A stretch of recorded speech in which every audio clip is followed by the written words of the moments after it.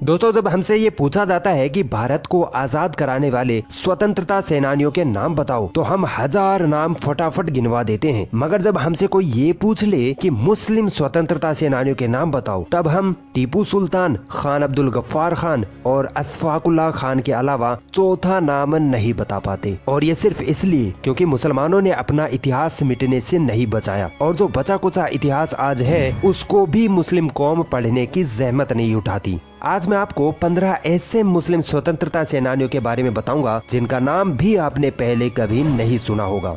मैंने इन 15 मुस्लिम स्वतंत्रता सेनानियों के बारे में बड़ी मुश्किल से जानकारी जुटाई है, क्योंकि अक्सर इतिहास की किताबों से इनका नाम सहित इतिहास गायब कर दिया गया है।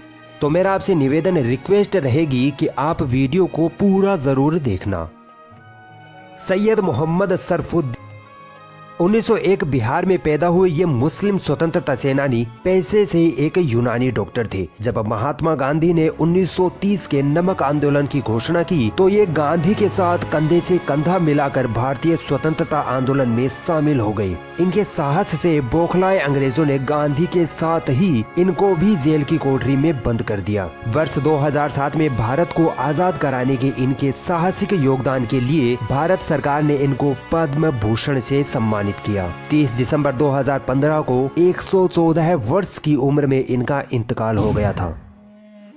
पीर अली खान हिंदुस्तान के सबसे कट्टर स्वतंत्रता सेनानियों में से एक थे, जिन्होंने 1857 की क्रांति में अंग्रेजों को दौड़ा दौड़ा कर मारा था। लेकिन हाय अफसोस, उनकी बहादुरी के किस्से इतिहास से मिटा दिए गए। एक बार पीर अली को अंग्रेजों ने बिना वजह गिरफ्तार करके उनके साथ बदसलूकी की। इस घटना ने पीर अली को इतना चिढ़ा दिया कि उन्होंने अंग्रेजों को भारत से भगाने की कसम खा ली, जिसके लिए उन्होंने कई लोगों का एक संगठन बनाया तथा किसी भी तरह से 50 बंदूकों का जुगाड़ कर लिया। मगर वो इस प्लान में नाकामयाब रहे। अंग्रेजों को इस प्लान के बारे में पता चलने पर अंग्रेजों ने पीर अली के कई साथियों को फांसी पर लटका दिया।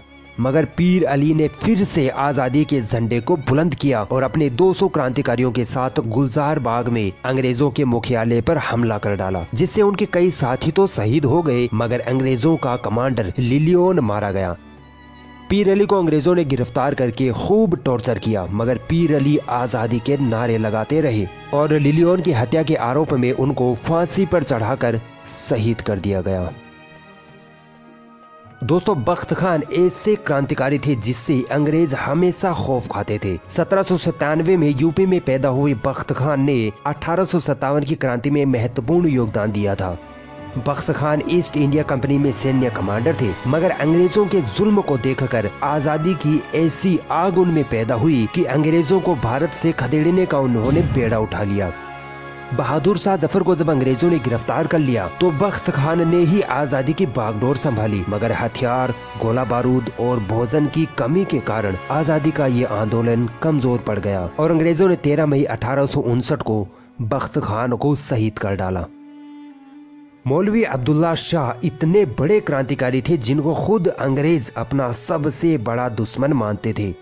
अंग्रेजों ने बिना वजह इनकी सारी संपत्ति जब्त कर ली, जिससे मौलवी अब्दुल्ला के सीने में अंग्रेजों के खिलाफ नफरत भर गई और इन्होंने अपनी मातृभूमि से विदेशी आक्रमणकारियों को भगाने का निर्णय लिया। इन्होंने कई क्रांतिकारियों का संगठन बनाया और अंग्रेजों के खिलाफ बगावत खड़ी कर डाली। अंग्रेजों ने उनको गिरफ्तार कर देशद्रोह का आरोप लगाकर फांसी की सजा सुना डाली, मगर उसी वक्त 1857 की क्रांति छिड़ गई और मौलवी अब्दुल्ला जेल से निकल भागे। मौलवी अब्दुल्ला ने अंग्रेजों के दिलों में इतना खौफ पैदा कर डाला था कि अंग्रेजों ने इन पर उस वक्त के 50,000 का इनाम घोषित कर दिया था। और दोस्तों, ये वो पहले क्रांतिकारी थे जिन पर ऐसा इनाम रखा गया। अंग्रेजों से छुपने के लिए मौलवी अब्दुल्ला ने पवायायन के राजा से मदद मांगी, मगर उस राजा ने दरवाजे ना खोले और अंग्रेजों ने मौलवी अब्दुल्ला को गोलियों से भून दिया और वो शहीद हो गए। दोस्तों, सैयद अलाउद्दीन हैदर अंग्रेजों को फूटी आंख नहीं सुहाते थे, क्योंकि ये वो क्रांतिकारी थे जिन्होंने आजादी के पहले आंदोलन के लिए बहुत सारे क्रांतिकारियों को अंग्रेजों के खिलाफ एकजुट कर लिया था। सैयद अलाउद्दीन हैदर का जन्म 1824 ईस्वी में तेलंगाना में हुआ था। ये हैदराबाद की मक्का मस्जिद के प्रचारक व इमाम थे। 1857 की क्रांति में मौलवी अलाउद्दीन ने अपने 300 क्रांतिकारियों के साथ मिलकर ब्रिटिश रेजिमेंट बिल्डिंग पर हमला बोल दिया, मगर अफसोस वो कामयाब न हो सके। पता है क्यों? क्योंकि उनके एक साथी मंत्री सालार जंग ने उनको धोखा दे दिया और अंग्रेजों का साथ दिया। अंग्रेजों ने मौलवी अलाउद्दीन को अंडमान की काला पानी की जेल की सजा सुनाई। दोस्तों, ये वो पहले स्वतंत्रता सेनानी थे जिनको काला पानी की सजा हुई थी। 30 साल तक वो काला पानी की दर्दनाक यातनाएं झेलते रही और फिर उनकी मृत्यु हो गई। दोस्तों, मौलवी अलाउद्दीन के साथ ही एक और मुस्लिम स्वतंत्रता सेनानी तुर्रेबाज खान ने भी अंग्रेजों के खिलाफ विद्रोह छेड़ रखा था।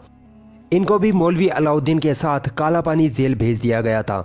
इन्होंने वहां से भागने की कोशिश की, मगर अंग्रेजी पुलिस ने इनको गोली मार दी। दोस्तों, अंग्रेजों के दिल का खौफ और जुल्म देखिए। जब तुर्रेबाज खान गोली से मर गए, फिर भी उनकी लाश को हैदराबाद लाकर सबके सामने फांसी दी गई। भारत सरकार ने तुर्रेबाज खान के देश के लिए बलिदान का सम्मान करते हुए उनके नाम पर एक सड़क का नाम तुर्रेबाज खान रोड रखा, जो हैदराबाद के कोटी में यूनिवर्सिटी कॉलेज फॉर वुमेन के पास स्थित है।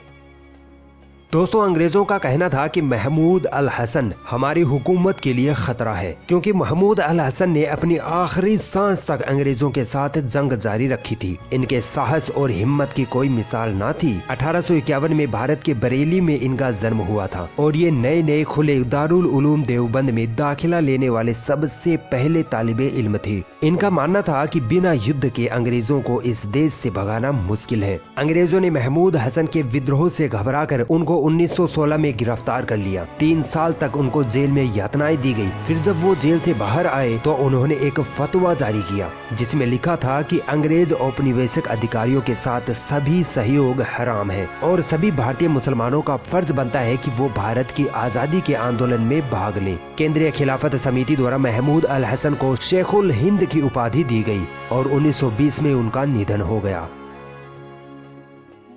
दोस्तों, हथियारों की जंग से बड़ी जंग होती है कलम की जंग। मौलाना मजहरुल हक वो क्रांतिकारी थे जिन्होंने अपने कलम से ही अंग्रेजों के छक्के छुड़ा दिए थे। मौलाना मजहरुल हक 1886 को पटना बिहार में पैदा हुए। इन्होंने इंग्लैंड से कानून की पढ़ाई की और जब भारत लौटे तो इनको जल्द ही समझ में आ गया था कि ये अंग्रेजी हुकूमत भारत के लिए खतरा है। इसलिए इन्होंने असहयोग आंदोलन, खिलाफत आंदोलन तथा चंपारण सत्याग्रह में बढ़ चढ़कर अपना योगदान दिया। मौलाना मजहरुल हक की आवाज दबाने के लिए अंग्रेजों ने इनको 3 माह के कारावास की सजा सुनाई, मगर मौलाना मजहरुल हक टस से मस न हुए। इन्होंने द मदरलैंड यानी मातृभूमि नाम से पत्रिका निकाली, जिसमें वो अंग्रेजों के खिलाफ बगावत पर लिखते तथा भारतवासियों को अंग्रेजों के खिलाफ एकजुट होने का संदेश देते। बार बार अंग्रेज इनको जेल भेजकर यातनाएं देते, मगर मौलाना मजहरुल हक देश के लिए सीना तान कर अंग्रेजों के खिलाफ लड़ते रहे। मौलाना मजहरुल हक के बलिदान के सम्मान में पटना में इनके नाम से 2 यूनिवर्सिटी भी बनाई गई है। मगफूर अहमद एजाजी का जन्म 1900 में बिहार में हुआ था। अंग्रेजों ने इनको अपनी स्कूल नॉर्थ ब्रुक से सिर्फ इसलिए निकाल दिया क्योंकि मगफूर अहमद भारत की आजादी के आंदोलनों में शामिल होने लगे थे। अंग्रेजों ने कई बार मगफूर अहमद को बिना किसी आरोप के जेल में सजा दी, यातनाएं दी, ताकि वो अंग्रेजों से बगावत न कर पाए। लेकिन मगफूर अहमद ने अपने देश के लिए जान दांव पर लगा रखी थी। अंग्रेजों से भारत को आजाद कराने में इन्होंने पहले 1923 में अपनी पत्नी को खोया, फिर 1942 में अपने बेटे को भी खो दिया। मगफूर अहमद अंग्रेजों से तब तक लड़ते रहे जब तक भारत को आजादी नहीं मिल गई। 1966 में इनके आवास स्थान मुजफ्फरपुर में इनका निधन हो गया। आसफ अली का जन्म 1888 में हुआ था। दोस्तों, ये वो मुस्लिम वकील थे जो भारत के स्वतंत्रता सेनानियों को अंग्रेजों के चंगुल से छुड़ाने के लिए उनके पक्ष में केस लड़ा करते थे। जब बटुकेश्वर दत्त और भगत सिंह ने केंद्रीय विधानसभा में अंग्रेजों पर बम फेंक दिया था, तब यही वो आसफ अली स्वतंत्रता सेनानी थे जिन्होंने शहीद भगत सिंह का केस लड़ा था। भारत छोड़ो आंदोलन में इनके योगदान से खौफजदा अंग्रेजों ने इनको जवाहरलाल नेहरू के साथ अहमदनगर किले की जेल में बंद करके यातनाएं दी थी। भारत की आजादी में इनके बलिदान को सम्मानित करने के लिए 1989 में इनके नाम पर डाक टिकट भी जारी किया गया था। 1888 को जन्मे सैफुद्दीन कोई छोटे मोटे क्रांतिकारी न थे। महात्मा गांधी के साथ मिलकर इन्होंने असहयोग आंदोलन को आगे बढ़ाया था। जलियांवाला बाग नरसंहार में इनको सबसे ज्यादा याद किया जाता है, जहां अंग्रेजों ने निहत्थे मासूम भारतीयों का नरसंहार किया था। डॉक्टर सैफुद्दीन अंग्रेजों के साथ इतना लड़े कि इनको 14 साल तक जेल में बंद रखा गया। इन्होंने भारत पाकिस्तान के विभाजन का भी कड़ा विरोध किया था। 1963 में इनका निधन हो गया और इंडियन पोस्ट ने उनकी 100वीं जन्मतिथि पर उनके सम्मान में एक विशेष स्मारक डाक टिकट जारी की थी। अब्बास अली का जन्म उत्तर प्रदेश में 1920 में हुआ था। बचपन से ही ये अंग्रेजों से नफरत करने लगे थे। भगत सिंह और चंद्रशेखर आजाद जैसे स्वतंत्रता सेनानियों से इन्होंने प्रेरणा ली थी और अंग्रेजों से लोहा लेने की ठान ली। सुभाष चंद्र बोस ने जब विद्रोह का आह्वान किया तो ये उनके साथ आजाद हिंद फौज में शामिल हो गए। इन्होंने अंग्रेजों को इतना सताया कि अंग्रेजों को इनको 50 से ज्यादा बार जेल में बंद करना पड़ा। ये होता है असली बलिदान। 2014 में हार्ट अटैक से इनका निधन हो गया था। 1909 में पैदा हुए वाक्कम मजीद अपने स्कूली दिनों में ही भारतीय स्वतंत्रता आंदोलन में शामिल हो गए थे। उन्होंने हर तरीके से अंग्रेजों को भारत से भगाने की कोशिशें की। 1942 में इन्होंने भारत छोड़ो आंदोलन में भाग लिया तथा अंग्रेजों के खिलाफ विद्रोह खड़ा कर दिया। अंग्रेजी हुकूमत ने इनको गिरफ्तार कर लिया तथा कई महीनों तक इनको दर्दनाक यातनाएं दी। भारत की आजादी में इनके योगदान का सम्मान करते हुए 1972 में भारतीय सरकार ने इनको ताम्रपत्र से सम्मानित भी किया था। 10 जुलाई 2000 को वाक्कम मजीद का इंतकाल हो गया। 1898 को केरल में पैदा हुए अब्दुल रहमान ने अपनी पढ़ाई बीच में ही सिर्फ इसलिए छोड़ दी क्योंकि उनको अंग्रेजों से अपने देश हिंदुस्तान को आजाद करवाना था। 1929 में इन्होंने अपना अखबार अल अमीन प्रकाशित किया, जिसमें अंग्रेजों के खिलाफ इन्होंने मुसलमानों को एकजुट करने का प्रयास किया। इन्होंने लगभग सभी आजादी के आंदोलनों में अपना अमूल्य योगदान दिया और इसके लिए इनको कई बार जेल भी जाना पड़ा। ये सुभाष चंद्र बोस के समर्थक थे और 1945 को इनका निधन हो गया। दोस्तों, इतिहासकारों का कहना है कि अंग्रेजी हुकूमत ने मौलवी मोहम्मद बाकिर को तोप के आगे बांधकर उड़ा दिया था। 1780 में इनका जन्म हुआ और 1857 की क्रांति के ये ऐसे क्रांतिकारी थे जिन्होंने 77 साल की उम्र में भी अंग्रेजों को धूल चटा दी थी। ये अपने अखबार अकबर उस जफर, जो कि बहादुर शाह जफर के नाम पर था, के जरिए भारतीय क्रांतिकारियों के समर्थन में लेख लिखते, जिससे अंग्रेजों को खूब मिर्ची लग जाती थी। अंग्रेजों को डर लगने लगा कि मौलवी बाकिर के अखबार के कारण कहीं भारत के लोग हमारे खिलाफ एकजुट होकर विद्रोह न कर दें। इसलिए 14 सितंबर 1857 को अंग्रेजों ने इनको गिरफ्तार कर तोप से उड़ाकर शहीद कर दिया। ये है मुसलमानों का बलिदान।